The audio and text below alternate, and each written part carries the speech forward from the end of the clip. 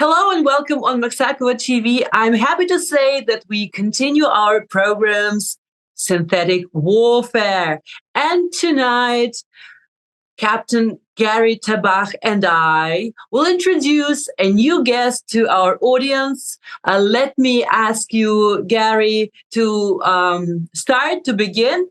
And I think everyone is impatient to see who is our new guest.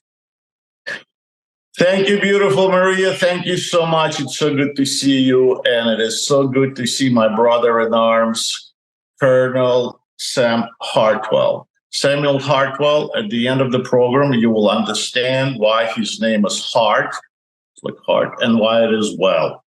So it's a healthy heart, let's say. And I'm honored to introduce we'll call Colonel Sam.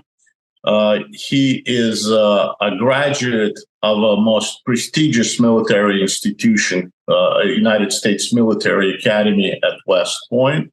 He has served for, I think, 30 years, you correct me if I'm wrong, in the United States Army, reaching a very high rank of a colonel.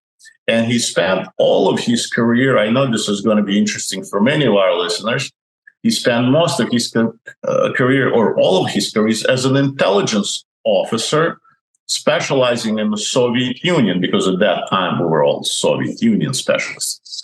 And therefore, he's a well-read and very knowledgeable man in the arena of Soviet Union and former Soviet Union.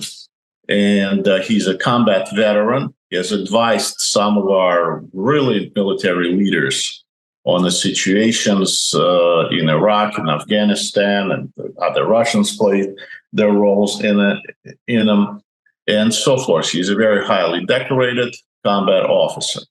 So now said that, he's also in Ukraine from the very first, I think he arrived in March, right after the 24th of February, as soon as the full-scale war started, and started helping with whatever he could. As many of us did. So, but the reason I wanted to talk to Colonel Hartwell is to discuss, and a very important part is that his classmate, Mark, what's his last name? Kozlowski. Mark Kozlowski, his classmate from West Point, came to Ukraine in 2014 and fought with the Ukrainians in Atoll, and unfortunately he was killed. So Colonel Hartwell, Sam Hartwell, has credibility in this arena. So I would say that, unfortunately, not all West Point graduates are people of honor. Because at West Point, again, if correct me if I'm wrong, a very important thing that General MacArthur said, that honor, country, duty is very important. We all, as officers, pledge the allegiance that we will not lie, cheat, steal, nor tolerate the ones that do. We will not tolerate people who do that. We will go after them. So that is, and many of us, people in the military will look up to cadets from West Point, to the midshipmen from Naval Academy, to cadets from the Air Force Academy, because this is the code of honor that we live by. Unfortunately, we have such a person as Colonel McGregor, who is, I believe, graduated from West Point a few years before you, Sam. And he's a very common guest at Tucker Carlson. Hundreds of millions of people watch him. And so, for some reason, he ended up being an expert on the war in Ukraine, on this region. And now, again, I don't want to repeat the 30 years of experience that Colonel Hartwell had, and 30 years experience me as a FAO officer, foreign aerial officer, who was specializing in this arena. Both of us are here from since the war started, and we were here before. Where Colonel McGregor is an armor officer, probably has never been to Ukraine except maybe some short visit or something. And all of a sudden, I believe he's an armor officer, which is very respectful and honorable to be an armor officer. But all of a sudden, he's an expert with Tucker Carlson. Tucker Carlson never interviewed me nor Colonel Hartwell. But for some reason, Colonel McGregor is the expertise in this area. And I had a challenge with him saying that he was lying. We cannot, Colonel Hartwell and I, we cannot tolerate another senior officer lying to the hundreds of millions of people about Ukraine. That 250,000 Ukrainian soldiers are dead. Where are his sources? That the drug cartel in Mexico had on his back a Javelin missile, which was not even me as a naval officer can tell it was not a Javelin missile, and that missile was stolen or sold due to corruption in Ukraine, which is an absolute lie, and it is not true. And many other things that he's said about Ukraine and the morale of the soldiers here, the unwillingness to fight, the uncontrolled corruption here, that I think were truly to mislead the American people and to discredit the Ukrainian, talking about a dictatorship here, closing churches. I mean, we all know the churches many years been working for KGB, and he did not close all churches, only the ones that worked for the Russians. And many other things in such manner that he was presenting Ukraine in a very, very bad light. And I don't understand why. How can we fight that? So, Colonel Hartwell, please, could you tell us what you know about Colonel McGregor and why he's doing such a thing? Well, first of all, I can say that he claims that 400,000, not 250,000, but 400,000 Ukrainian soldiers have been killed. It's preposterous. It's impossible. The Pentagon has their estimates, and the Ukrainian government doesn't officially state anything, but his number is probably at least 8 times too high, maybe even 10 times too high. It's just a preposterous number. Okay, first of all. Now, about his background, at first, I couldn't believe that he was a West Point graduate. And then I did some checking, and I found out that yes, he was a graduate in 1974. I talked to one of my classmates who met him 8 years ago in Washington, D.C. McGregor came into his office, and it was clear in the conversation, he said, that he was bitter about not having been promoted to general officer. He has an anger towards the Army. And he was at one time, a roommate of General Petraeus. And he told my friend, my classmate, that it was he that should have been a 4-star general, not Petraeus. So it's clear that you have here a guy with an exaggerated ego, almost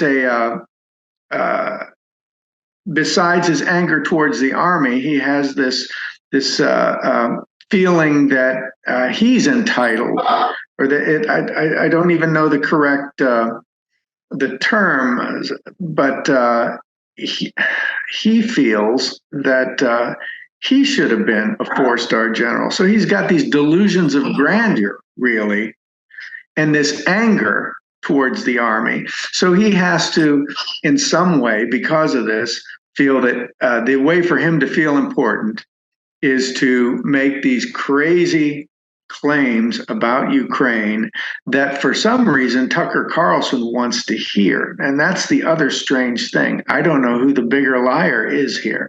Tucker Carlson could have any one of the last 8 NATO commanders in a row on his show, but he doesn't. And every one of those 8 commanders who have opined on the military situation are in support, strong support of Ukraine, and say that we're not doing enough and that Ukraine is doing a great job. As the Pentagon has said, on a scale of 1 to 10, Ukraine is using American weapons as a 12 on a scale of 1 to 10. So why he lies so obviously is beyond me, other than it's an ego problem. He's got these delusions of grandeur and this bitterness towards the army. It's just a very personal psychological thing. And then you have Tucker, who facilitates him. I cannot believe that so many people would listen to a colonel who's a nobody ahead of the generals like Petraeus and Keene, especially, who have been so outspoken. Anyway, this is what I know of the man, and that's my assessment of him, and it's just nonsense. Sam, and I just want to explain, those of us who had the honor to serve under the command of General Petraeus, we called them an American Napoleon. So I just want our listeners to understand who General Petraeus was to us and who he is now. He will go down in history as one of the greatest military leaders that has been known to people. And the history will show that. So it is idiotic to think that, I think that you have to be sick to think that you should have been General Petraeus. I should have, my mother was a psychiatrist. And as a child, I used to go with work to her to a psychiatric institution. And even there, I've never met anybody who said, I should have been a Napoleon. So what you're saying is disturbing, particularly that it will mislead millions and hundreds of millions of Americans and other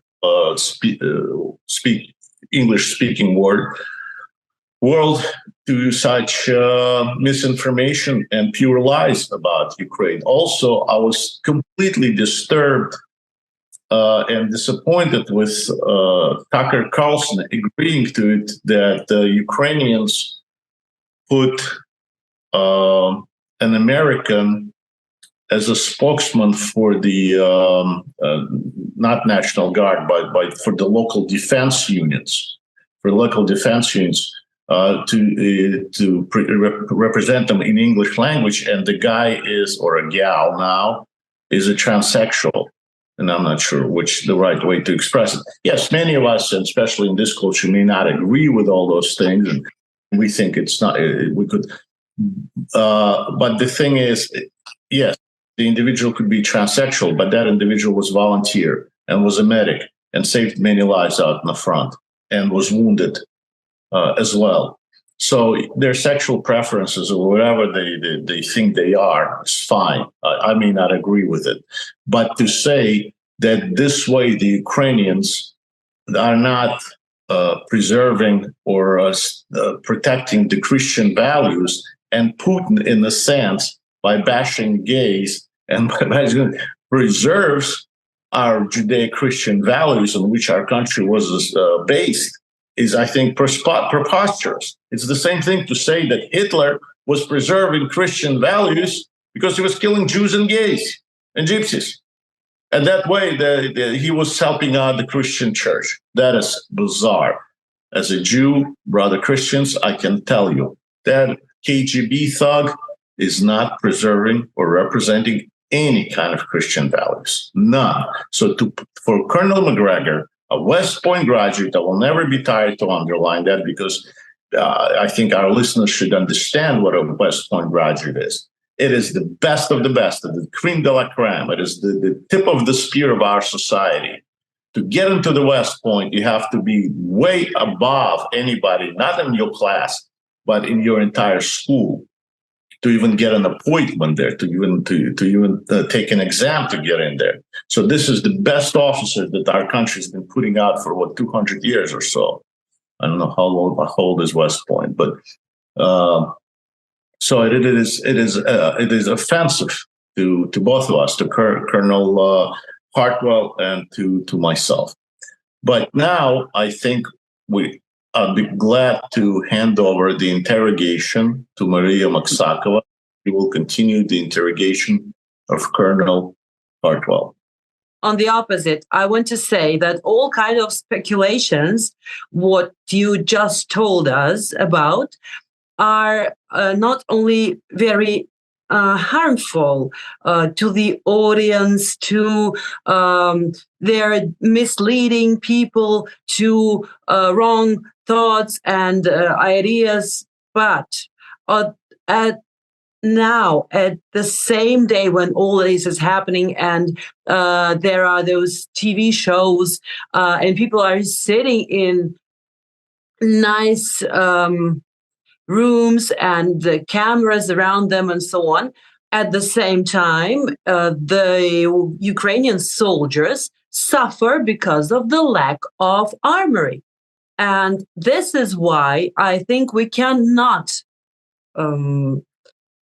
keep silent about programs of that kind. Too many people watch them. And too many people have the wrong opinion after them. So I think that Colonel Sam began already about his psychological portrait. This is very interesting, I think, also to our audience. And I think it would be correct if we ask Colonel Sam to continue.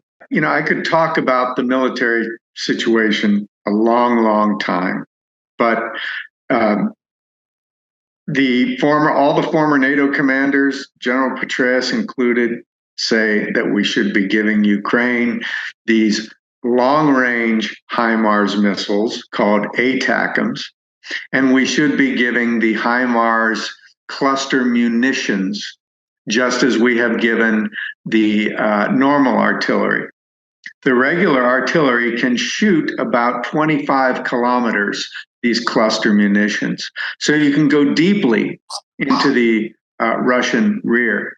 But with a HIMARS missile, you could go a full 50 kilometers deep into the Russian rear. We don't have, the Ukrainians, I say we, do not have air superiority. We don't even have air parity. In the American Army, no commander would do what we're asking the Ukrainians to do. And that is a problem with this administration. I don't understand it.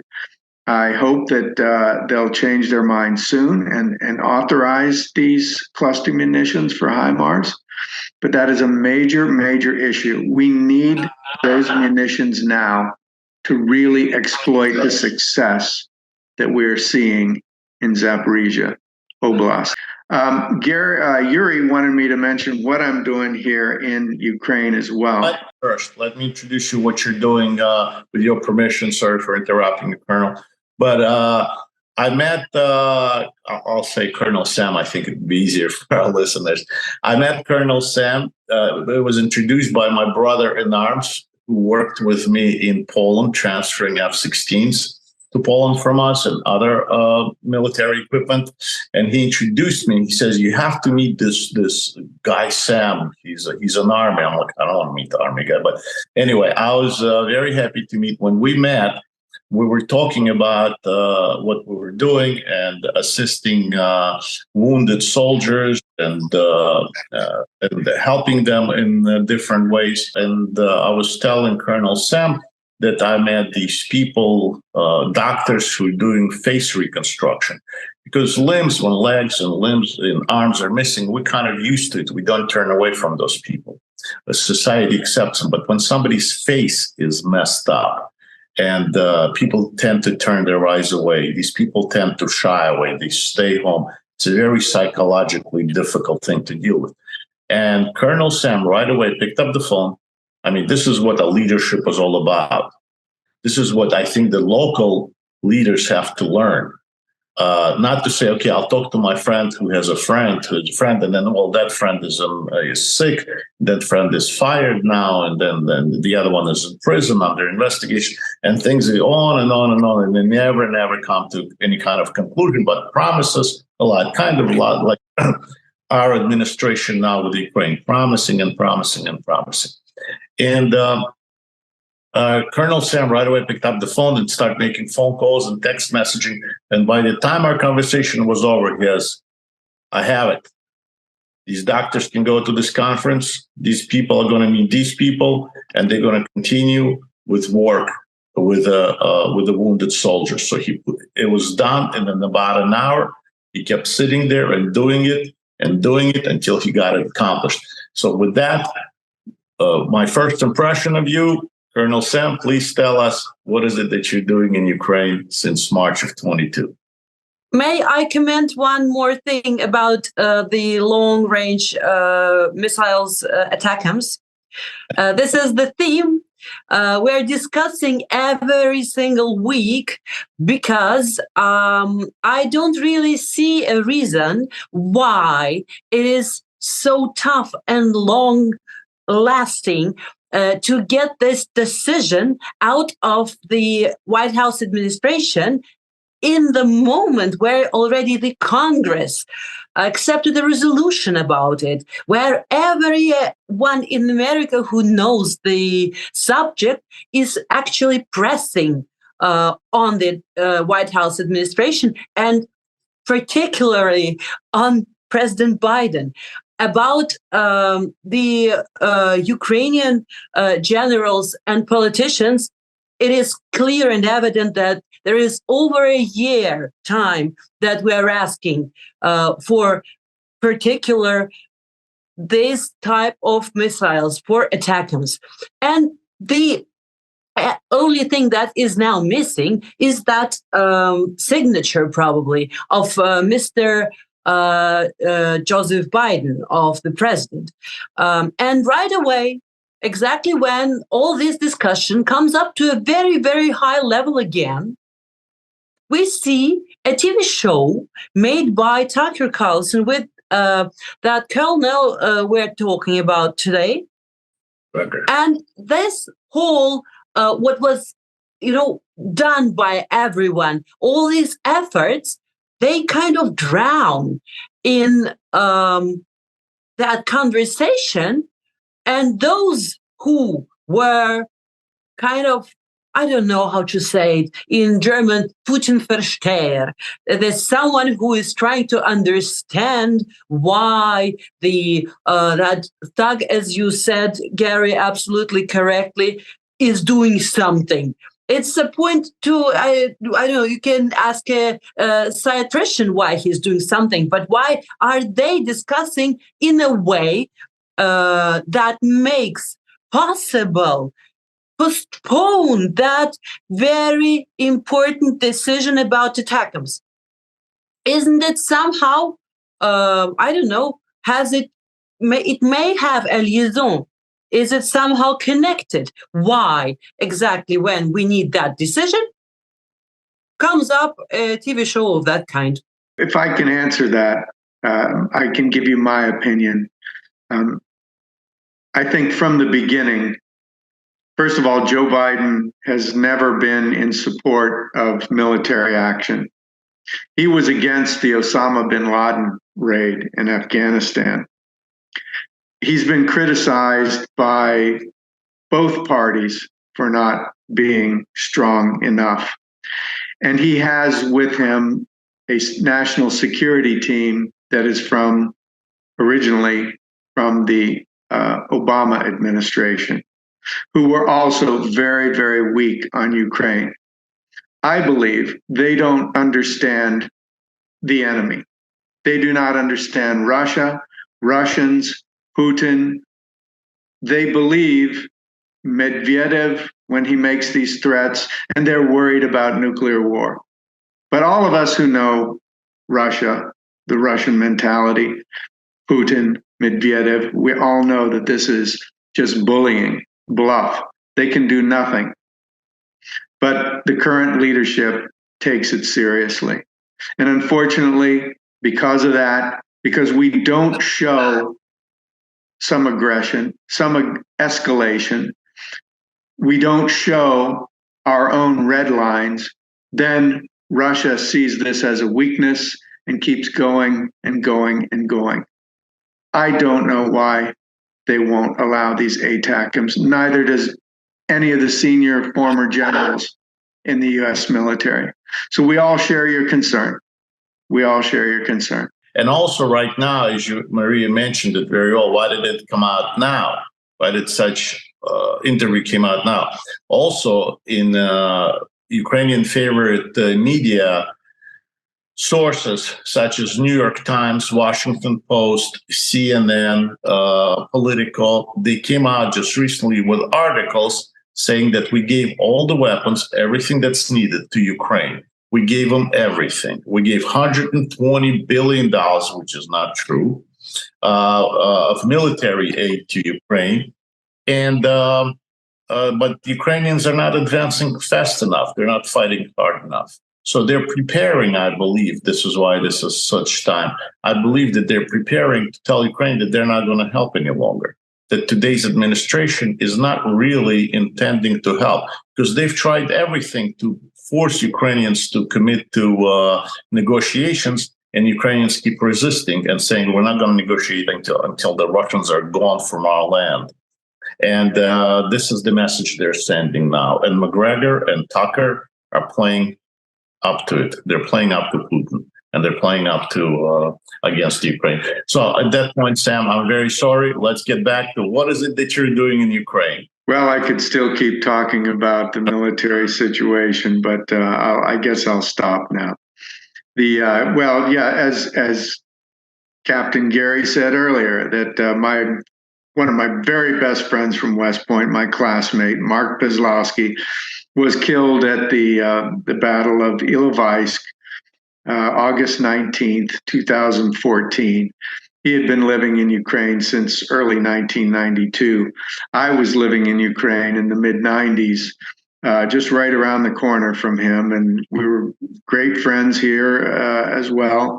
And I have a lot of other Ukrainian friends. So when the war started, I came because of those reasons, because of his memory, and he's buried here in Kiev at Mohila, Askold Mohila.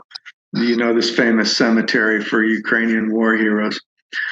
So in his memory, and to help my friends, I came over, and I started early on supporting NGOs, American NGOs, supplying medical gear to Ukrainian forces.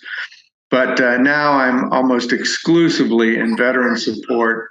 I represent or assist 3 U.S. NGOs here. One is a U.S.-Polish NGO that is focused on prosthetics primarily, but also polytrauma support. And that website is polytrauma.org. Then I also assist it's called Veteran Coalition International. It's based in Washington, D.C., but it is a U.S.-Danish partnership. And what we're trying to do there is to get all of the kind of veterans administrations, the veterans groups in the various NATO countries to work together and to assist Ukraine in developing their own veteran networks and to assist Ukrainian veterans. In fact, right now, Veteran Coalition International is working together with a Ukrainian veteran NGO called Pisia Sluzhby. And what we've got are lawyers in Ukraine who are going to do the paperwork for Ukrainian amputees and other wounded veterans to make sure that they get their bonuses, their money, and their veteran pay from the government. It's not automatic, as many people think, and the soldiers think that too. But now that we understand the process and we have the paperwork and we have many pro bono Ukrainian lawyers ready to work, we're ready to take 1,000 of these amputees and other wounded veterans, and we're working on that right now. That is project number 1 for me. And then a third project is with a US-based organization, an NGO called AspenAid.org.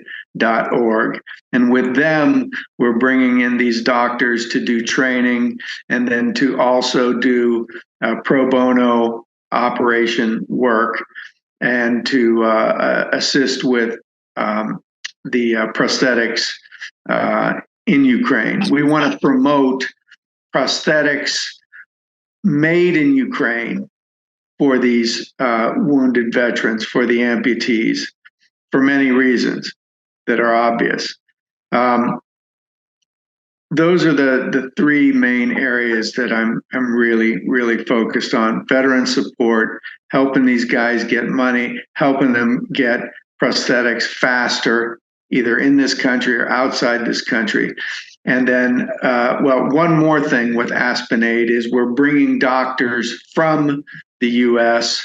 into Poland and Lviv, maybe even Kiev later, for on-the-ground training.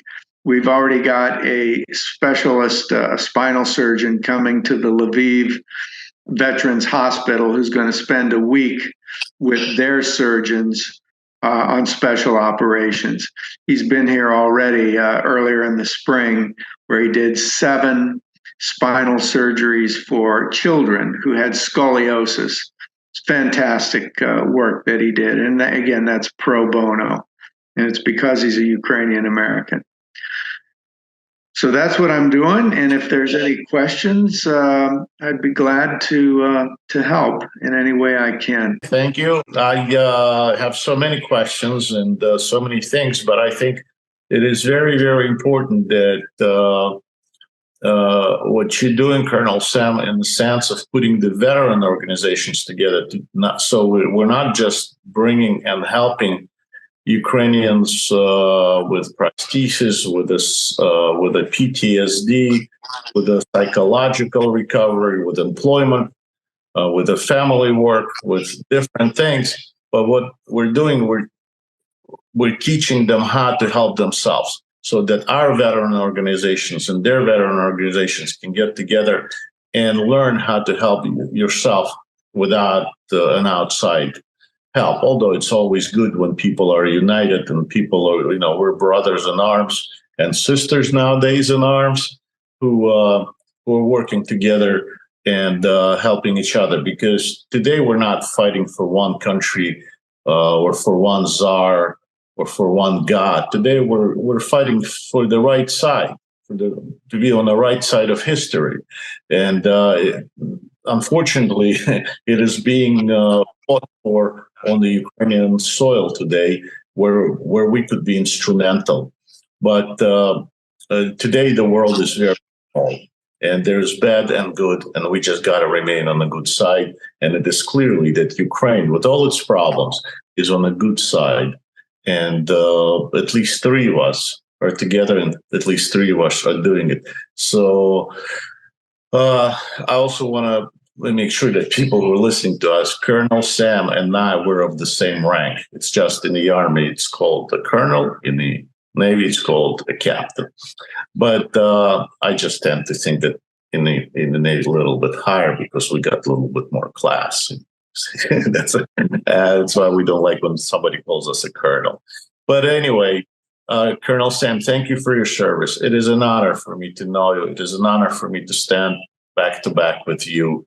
And we continue to be engaged in a good fight, even though we're 2 men that are not, although we probably still run around with a gun, but I think there are younger and braver guys now who fight those wars. But you and I could still, and Maria, we can still be engaged and continue the fight, and we don't give up.